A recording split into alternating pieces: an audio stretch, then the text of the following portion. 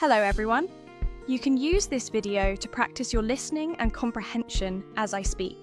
So, today, I'm going to talk about procrastination. I imagine that this is a relevant topic for a lot of you because many people have a tendency to procrastinate. So, what is procrastination? Well, this refers to the action of delaying your work until a later time.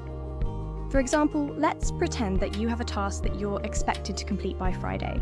Procrastinating on this task might mean that you start working on it on Thursday. You postpone or put off this work until a later time instead of doing it earlier. This habit is widespread. People procrastinate at school, at work, and in their personal life. And for the most part, procrastination isn't necessarily a good thing. Let's talk about some of the ways that procrastination can creep into our lives, and we'll talk about how we can kick this habit. Alright, first, let's talk about procrastination when it comes to school. In my experience, I find that the vast majority of students put off their assignments, projects, and preparation until the last minute. For example, when a teacher would assign an essay that was due the following week, my classmates wouldn't even begin until the night before. They would pull an all-nighter, as we say in English, and try to do it all in one go. In this area, I can honestly say that I never procrastinated, but I was practically the only one. When I was given an essay to write, I would split the work up evenly and write a little bit each day. Let's say I had 7 days to write an essay, and the essay was supposed to be 10 pages long.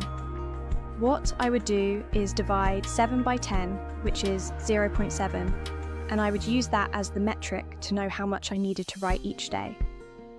I'd write 0.7 pages each day, and then, by the 10th day, I'd have my essay finished.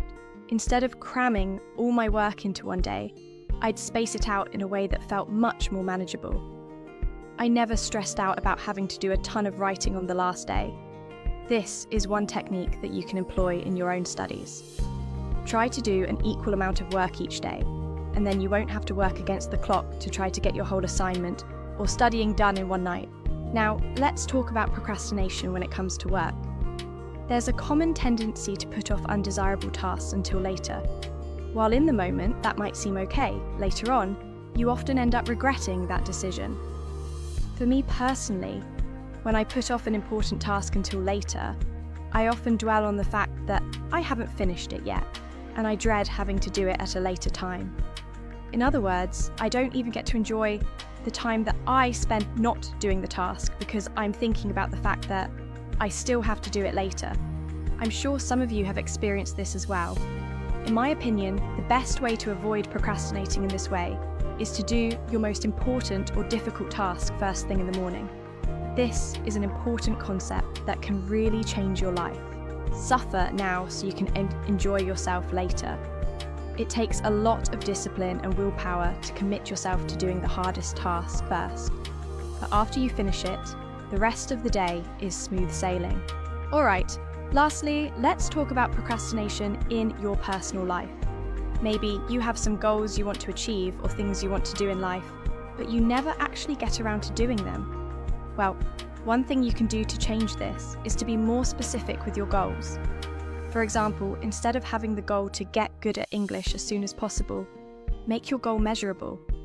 How about be able to hold a conversation with a native English speaker by the end of the year? This goal is actually something you can visualize, measure, and accomplish. Don't be vague with your goals. In this way, you can actually plan and take steps towards this concrete objective. Okay, now I'm going to ask you 3 questions about today's video. Write your answers and a comment down below. 1. What is procrastination? 2. What's one way to avoid procrastinating at work? 3. How can you improve your personal goals? Okay, that's all for today.